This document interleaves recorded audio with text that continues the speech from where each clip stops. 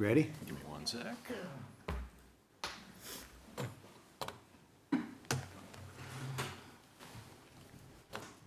Okay, call the meeting to order. You want to do roll call? Yes, sir. Commissioner Cardenas. Present. Commissioner Sue. Here. Commissioner Douglas.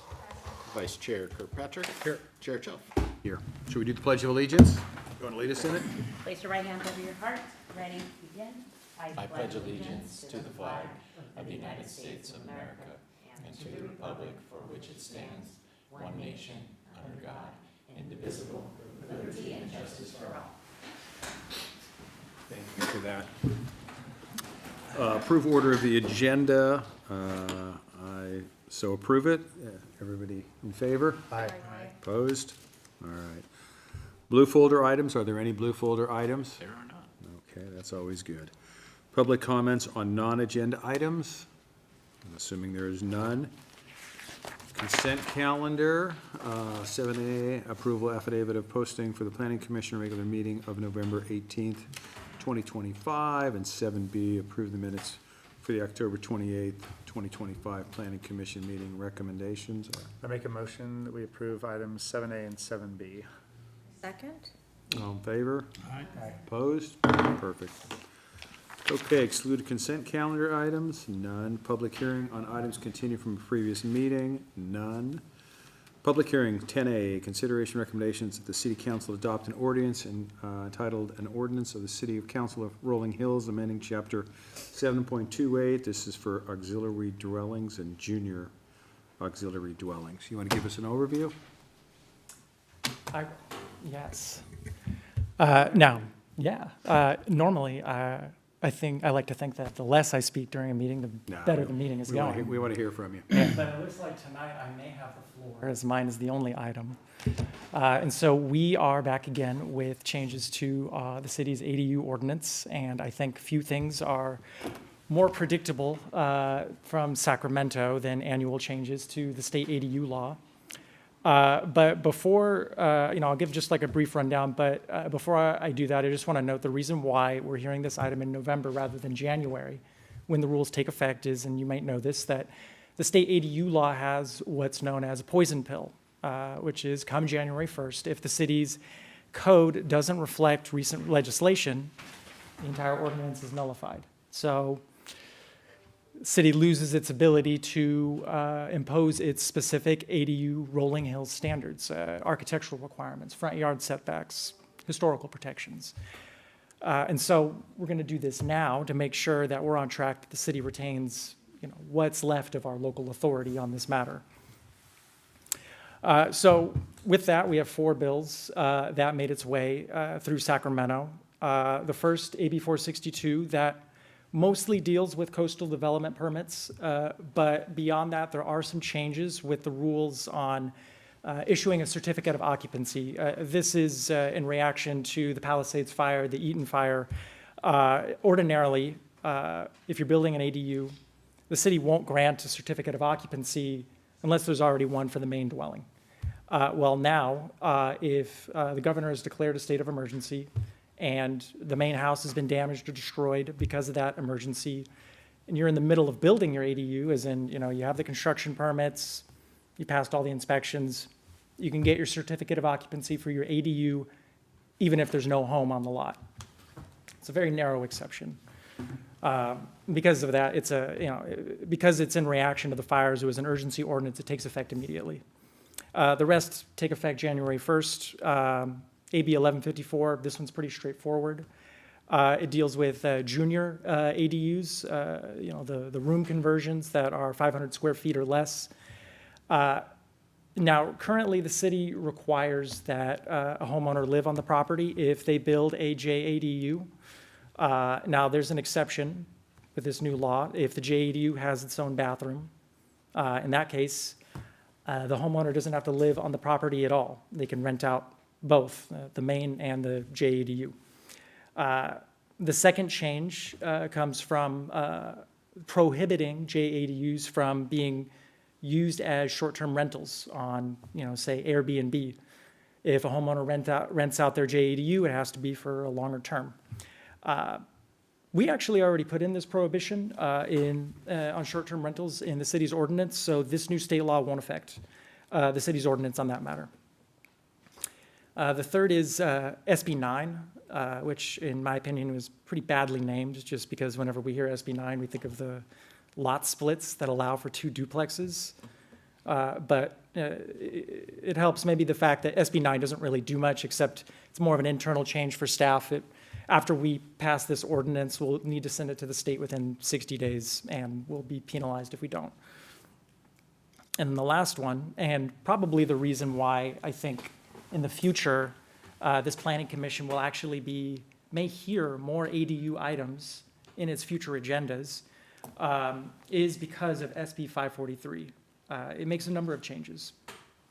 The first is square footage. It's a clarifying change. It basically says anywhere you see square footage, like limitations, it's referring to interior livable space. So, for example, the city has to allow an ADU of at least 800 square feet. No front setback requirements or any other limitations are able to prevent a homeowner from building an ADU of at least 800 square feet. Now that means 800 square feet of interior livable space. So if a homeowner is building an ADU and they have a utility closet where they're putting the water heater, we can't count that towards the square footage. The same is true for charging development impact fees. Usually we're measuring, some cities we're measuring the exterior walls of the whole structure and measuring the fees. Well, now it's got to be, the interior square footage. The way I've been describing it is, if it wouldn't count as square footage in a real estate listing, it can't count as square footage for the city's regulations. And the second is, and this is probably the biggest substantive change to the city's ordinance, is the number of ADUs and JADUs that will now be allowed. A few years ago, the state law created 4 categories of ADUs and JADUs that could be built with just a building permit. And they set forward the standards and statutes that they would need to meet. Now, but when these categories were enacted a few years ago, there was some confusion, ambiguity as to whether these categories could be combined. The state took the position the Housing and Community Development Department took that position that they could. We took the opposite position. Well, now state law has clarified that, yes, now they can be combined. What this means is, if you're a single-family lot, you're a homeowner, that means you could now build a detached ADU, a converted ADU, and a JADU on your lot, effectively turning a single-family home into a 4-plex, all with just a building permit. And then the last one, and this is really, I think, what pertains to the Planning Commission here, at least in terms of what you might see in the future, and this is the changes to how we process an ADU application. Existing law requires that city staff respond to a complete ADU application within 60 days. But there was silence as to what the timing was if you had an incomplete application. Basically, this bill has said you can no longer sit on it if it's incomplete. You got to let them know within 15 business days, what is incomplete, provide a checklist of those incomplete items and how to fix them. Now, here's where it can get, this is the biggest change for Planning Commission purposes. An applicant can disagree with the city and say, we disagree that our application is incomplete. And now they're able to file a written hearing with the Planning Commission. So it would come before you to basically, and here's what's a little bit interesting is it's not a discretionary review. It's just a purely ministerial review of did they check all the boxes for the ADU law. But now if applicant disagrees with city staff, they can come before the Planning Commission and have a hearing. State law is a little bit ambiguous as to what kind of process the city needs to have, and so we're currently working on that right now. But we'll have something ready by the time January 1st rolls around. And that is everything in a nutshell, and I'm happy to take questions. Your second to last point where you had three options of ADUs, junior ADU, attached or not. Are all of them allowed to be 800 feet? Or do they fall within somewhat of our parameters on square footage, on building footprint, et cetera? Yeah. If it's a detached ADU, 800 square feet.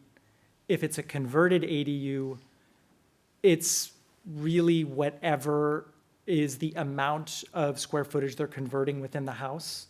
So A garage. a garage, a bedroom, 2 bedrooms, there's not really a limitation because they're not expanding the footprint of the structure, so they can convert as much of the interior of the house as they want. And then the JADU, 500 square feet max.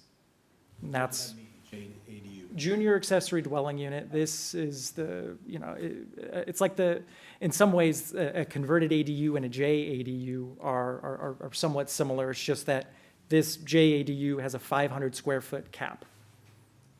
And so with these changes, single-family homeowner could build a detached ADU, convert a room or garage or accessory structure, as well as add a JADU.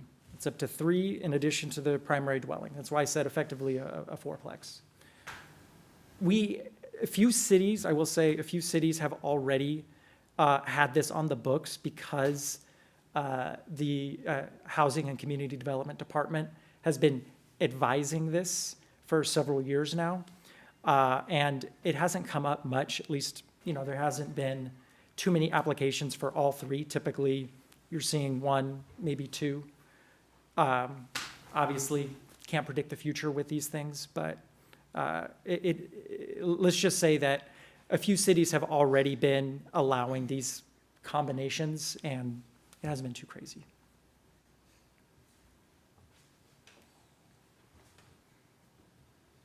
And So I got a couple questions. Does a junior ADU, does it not have to have a bathroom? it does not have to have a bathroom. It Is can that why the share. owner has to live there and so they can use the bathroom? Yes, if you're sharing the bathroom with the primary home, then the city is going to require that the homeowner live on the property. If you build a separate one, Okay. you don't have to. And my next question is, when you say that they can put in a application that's not complete, they can overrule the city and they have to come before us. Do they have the ability to override us as if we say it's not complete? It ends with you. So it ends with us? Okay. Mrs. Lincoln, how did you like the play? Any other questions? Yeah, I actually have one. How do we, as the planning commission, then, are there limits about how much mass you can build? Yeah. I mean, there's square footage per the different ones that you can build. Okay, so that is set in. It'll all be set. It'll be very straightforward. This week. Yeah. Yeah. Who knows what we'll have next year? Sean? I think I understand. I did have a question about the converted ADU, the size of it, if that structure, the garage, a barn, potting shed is converted, that size can be unlimited? If they are working under the building permit only category, yes. Now, there are other potential limitations if it's due for like fire safety, a few other exceptions. It's a very tight box when it comes to these building permit only ADU categories. And so we spell that out. If you look at the changes to the code, the way we've broken it down is class 1 versus class 2 ADUs. Class 1 are the ADUs that are building permit only. And then class 2 are the ones where we are imposing our setbacks, historical protections, the architectural requirements and so forth.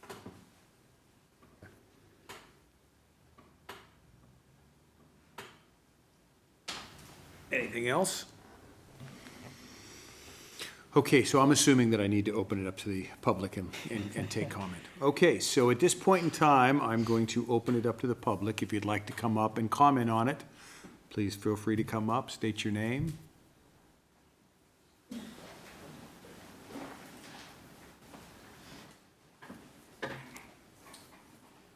Hi, Deborah Ritchie Bray, landscape architect. I had a question. Oh, it won't be a long question. On the septic systems, I know when I've been dealing with some of my other clients on ADUs and the limitations on what the septic, on if they have to expand the septic system for the extra bathroom, or if for an ADU that doesn't count. Counselor?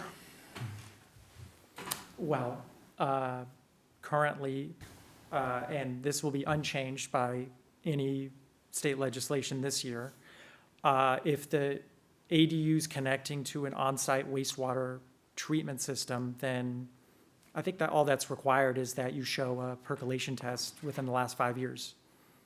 Okay, so it wouldn't necessarily have to be upgraded, it just has to, because apparently right now there's the septic it depends on how many bedrooms you have. So if you have a new ADU, that obviously increases the bedroom, so does that create? There's probably a capacity. And the Department of Public Health has been actively looking at our projects and exactly looking at the square footage, how much square footage you're adding onto the home. Based on that square footage, do you have a capacity in the current septic tank to be able to sustain what they consider the additional square footage, potentially additional bedrooms, additional people?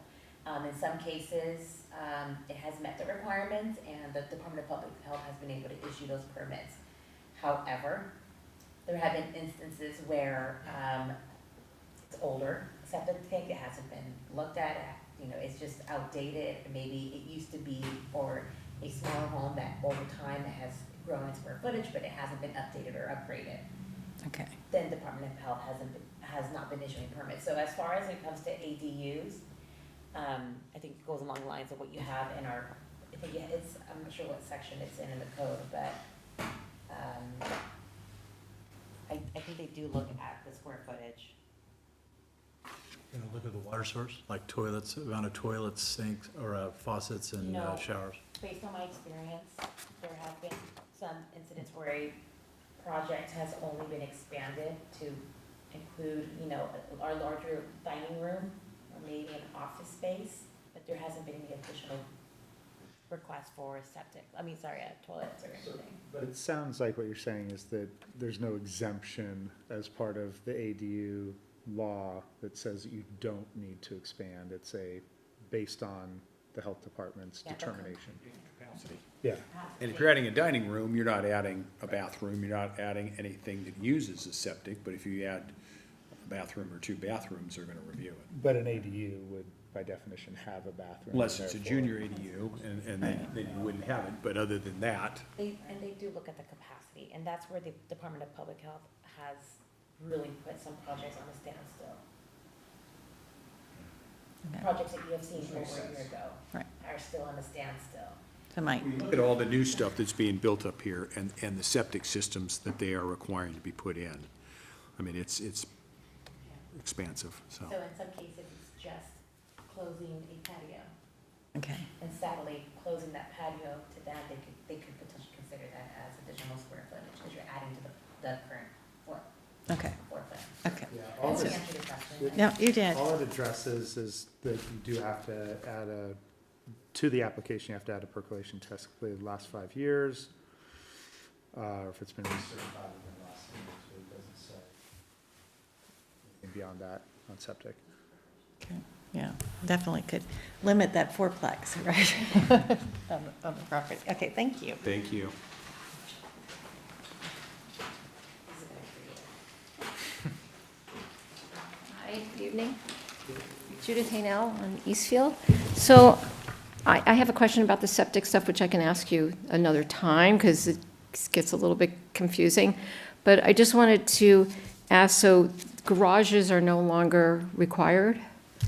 Because back in the day, you couldn't do an ADU unless you still had a garage on your property. So now they're allowing garage conversions. You're Correct. able to do a garage, I can't speak to any like specific project, but the code does allow and to convert a garage in certain circumstances. The city's parking requirements will still require one parking space per ADU. So, there are parking requirements that are part of building an ADU. That doesn't go away. So if so basically then your driveway has to be big enough for like the homeowner to have a space and the ADU to have a space? Is that what you're saying? It would, because we don't allow overnight parking on the Right. street. Right, It would have to be, off-street. right. And how do they enforce that? I mean, most driveways here have room, because especially if you convert a garage, you probably have room to get one or two cars into a garage, so they have enough room, but is anybody enforcing that? I'm just curious. When the applications are submitted, right now they're reviewed over the counter. And Right. we have been meeting the current timeline, just so if anybody asks, but they get reviewed at the counter and they go through the process and they go to the association, it might sit there for a little bit and it gets through. Right now, ADUs are being built and being certified as having occupancy there, and while they're doing that, they can also determine if there's a location for someone to park. But as you even mentioned, there are capacities within the lot itself that allows for additional parking. Okay, So as part of the planning process, as they kind of go through and finalize the project and sign off. okay. So also there, I've been to meetings over the years and we were required to have like low-income housing. Is this part of that, or is this something totally separate? This is just for building accessory dwelling units. Just accessory dwellings, okay, which is why I wanted to come, because that's a big difference. But did we already finish all of that with the required for, Our housing element was adopted and approved back in 2023. right, so, 22? Yeah. And we are, as a staff, we are working on revisiting the next housing element cycle, which I believe is number 7, and it's coming up in 2029, so. we're- but that's not affecting, because I think back then when they were trying to do that, it was how many ADUs already exist in our city kind of thing, but this is totally separate. We are using them to help get to the number that we need to for low-income housing. But what we're discussing tonight It's just strictly it's got ADUs. nothing to do with what you're talking about. Okay. This comes out of Sacramento, Right, and they dictate what the ADU laws are, and then we have to live within those guidelines.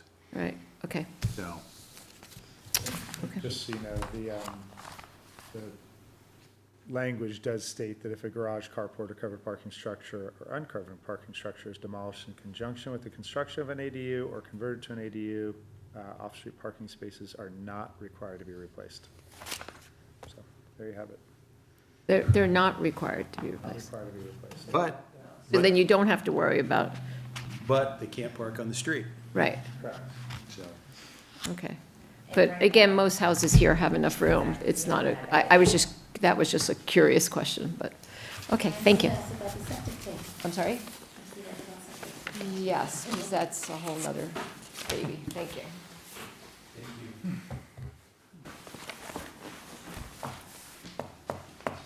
Anyone else? There's only one left.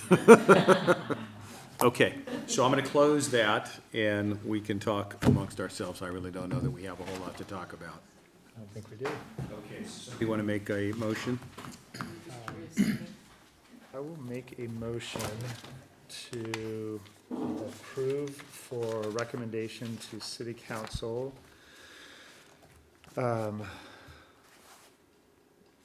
the resolution,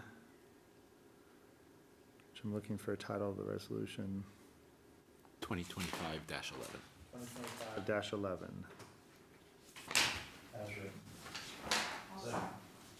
Great. You wanna do roll call on this one? Sure. Commissioner Cardenas, Approve. Commissioner Sue, Commissioner Douglas, Yes. Vice Chair Kirkpatrick. Yes. And Chair Chum. Yes. Okay, discussion items, I see none. scheduled field trips. We're gonna have one at 10 Saddleback at 7:30 on December 2nd. Okay. Field trip? Yes. Are there any matters from members of the Planning Commission? Okay. Are there any matters from staff? I'm excited to announce that Emma Montez will be the new assistant planner. She will be joining the city on Monday, this coming Monday. She has an undergraduate degree from USC and working towards a urban planning master's from the University of Florida. So she is well on her way on focusing on planning. She has experience reviewing plans, heavily on the architectural side, but definitely accustomed to looking at them. So very eager to get started, and as you know, the assistant planner position is one of the entry-level series of the planning career path. So we are looking forward to have her join our team and familiarize yourself with the municipal code and get to know you. And hopefully in the coming months, we'll have a planning manager, and we'll have a full staff. So right now, we are just down one position. That's great news. Well, it'd be good to have her on board. Anything else? That's it. Okay, I am adjourning this meeting till Tuesday, December 2nd, 2025 at 7:30 in the morning. I was thinking the other, 87.